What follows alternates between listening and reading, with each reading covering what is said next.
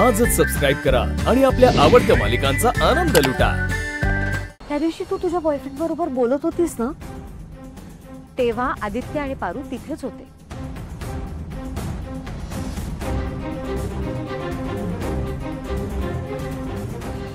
चल बाय।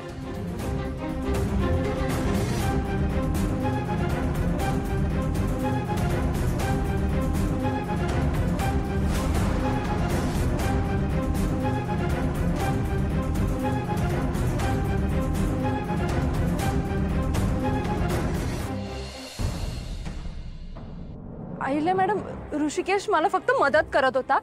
हे बाळ प्रीतमचाच आहे, ट्रस्ट मी।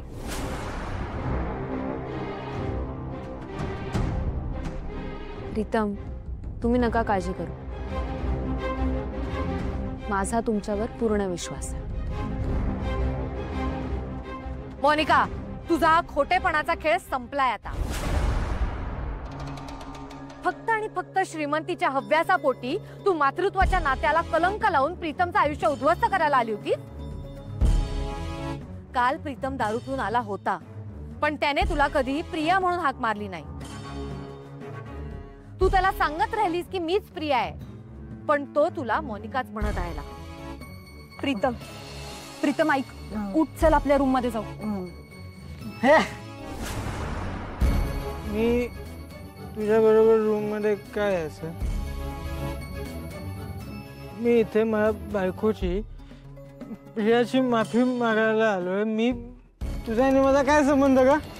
प्रिया मीच आहे, चल आपण आज जाऊया। ए, तू प्रिया नाही असं?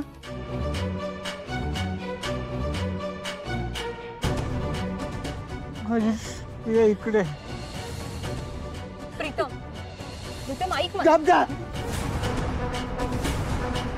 अंगाला हात न लावायचा। नशेत सुद्धा तो तुझ्या जवळ आला नाही।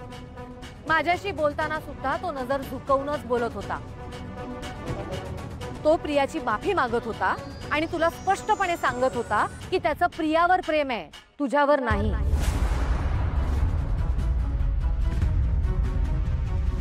नशेत सुद्धा तो तुला ओळखत होता आणि तरीही तू म्हणतेस की प्रीतम तुझा दोषी आहे। उलट एक स्त्री म्हणून त्याने तुझा सन्मान केला, तुझ्या भावनांचा आदर केला, तुझ्या आईपणाचा मान राखला आणि स्वतःच्या वागण्यावर कायम संशय घेत राहिला। कुठली मुलगी असं खोटं बोलेल? कुठली आई आपल्या होणाऱ्या बाळाच्या बापाचं खोटं नाव सांगेल? असं म्हणत तो तुला खरं ठरवत राहिला। प्रीतमने ह्यासाठी खूप त्याग केलाय मोनिका। त्या दिवशी सुद्धा तो मला भेटायला आला होता आणि चुकून तुझ्या खोलीत शिरला। त्याचा सुद्धा तू किती तमाशा केलास। मला तुझा सगळा खोटेपणा कळत होता, पण तरी मला बघायचं होतं की तू कुठल्या थराला जातेस ते। अशा प्रकरणात आपण बऱ्याचदा मुलांची बाजू न ऐकता मुलींना सहानुभूती देतो, पण माझा माझ्या मुलांवर, मी केलेल्या संस्कारांवर पूर्ण विश्वास आहे। स्त्रियांचा सन्मान करणं माझ्या मुलांना येतं, पण त्याचा जर कोणी गैरफायदा घेणार असेल तर त्यांची आई त्यांच्या पाठीशी खंबीरपणे उभी आहे।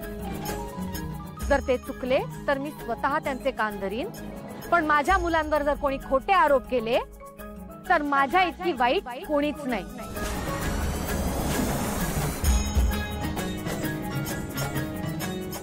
मोनिका, आता सगळं संपलंय। ऋषिकेश,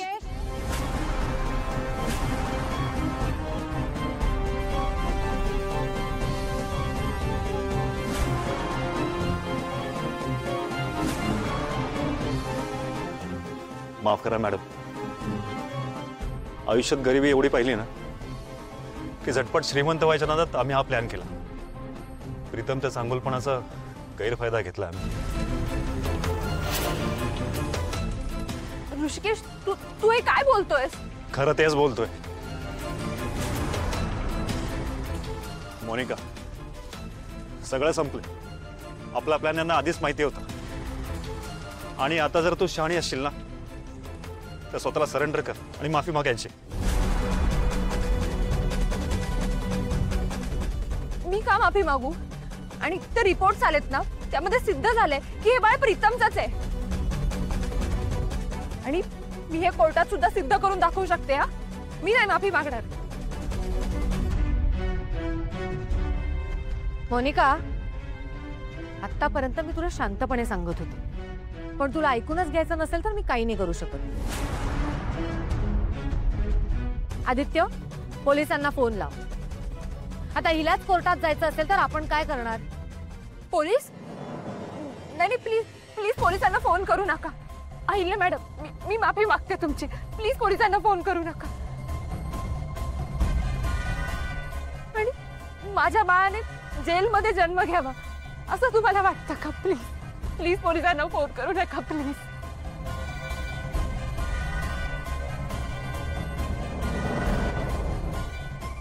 आई, हे बघ, काही झालं तरी मोनिका माझी मैत्रीण होती.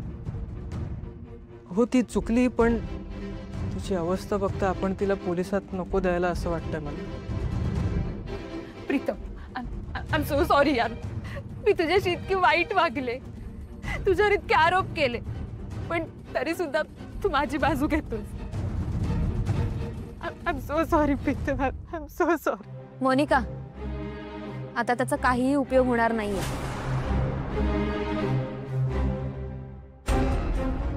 प्रिया, ऐक ना माझं. You so lucky. तुला इतका चांगला आणि प्रामाणिक नवरा मिळालाय.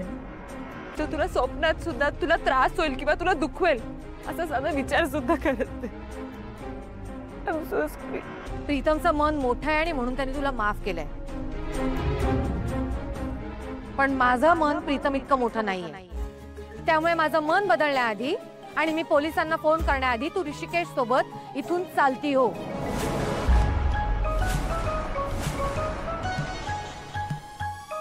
ऋषिकेश. हा सर. बाप हा शब्द खूप मोठा आहे, आभाळा एवढा. तुझ्या बाळाला तुझा अभिमान वाटेल असं काहीतरी कर. तुझ्या बाळाला तुला बाप म्हणायची लाज वाटली तर व्यर्थ आहे तुझं आयुष्य. निघ आता, जा आता इथून.